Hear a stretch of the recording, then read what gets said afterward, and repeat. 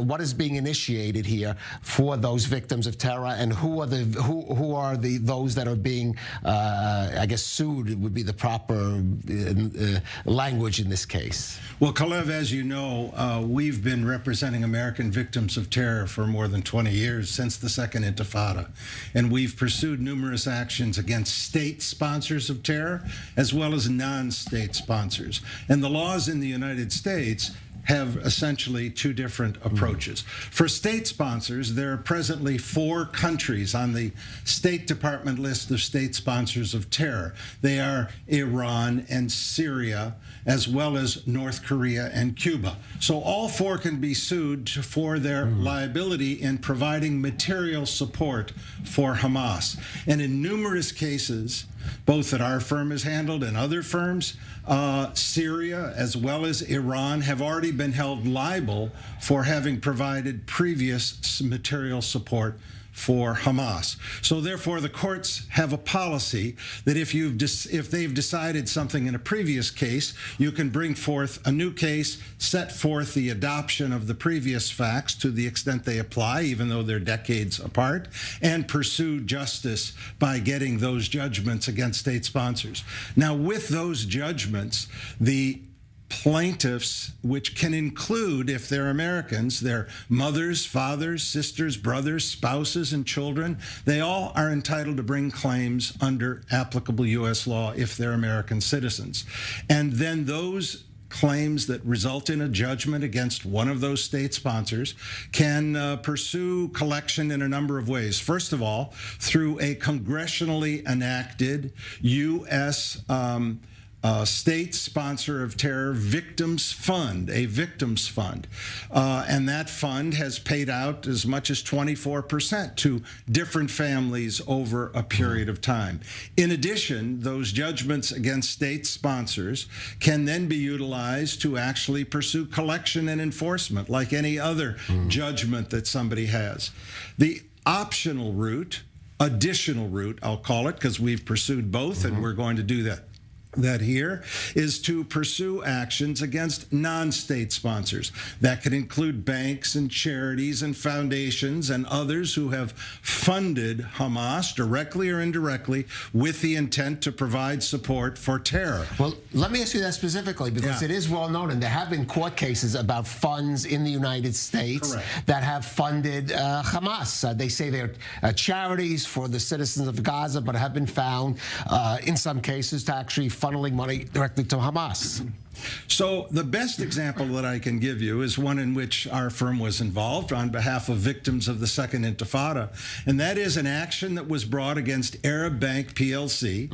It was filed in federal court by a number of different firms who all cooperated together for their individual clients, and the case actually went to trial in federal court in New York, and Arab Bank was found guilty by a jury of having provided funding to Hamas during the Second Intifada on behalf of one of their clients called the Saudi Committee to Support the Intifada. And prior to it going to the next phase of the jury trial on damages, the case was settled. I can't comment on it, but there's been a lot of press reports on it.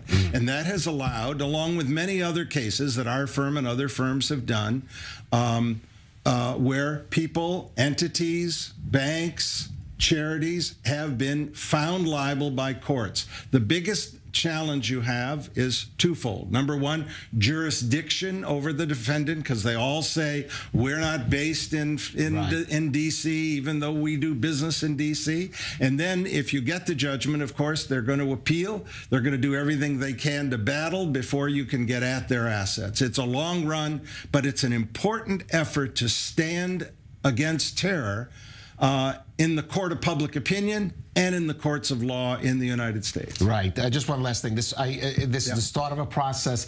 I imagine this is quite a lengthy process. It can be, of course, depending if the governments such as Iran and Syria defend, and many times they default, they don't appear. Right. You go through a process, though. A judge has to hold a trial, review the evidence, make a determination, enter a judgment. We translate the judgment and serve it on the foreign country.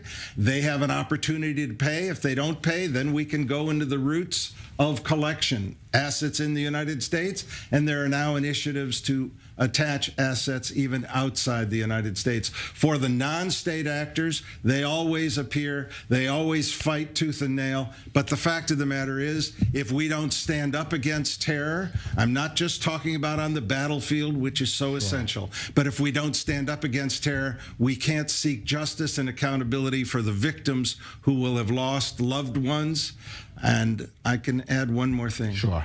Yesterday, my wife Phyllis, who, as you know, is president of the March of the Living, she and I were down in Kibbutz Be'eri. Yeah. What we saw was devastating. What we saw of the massacre, burned out buildings. Since we'll be going on Yom HaShoah back to Poland, back to Auschwitz, do the March of the Living from Auschwitz to Birkenau, look at the crematoria again.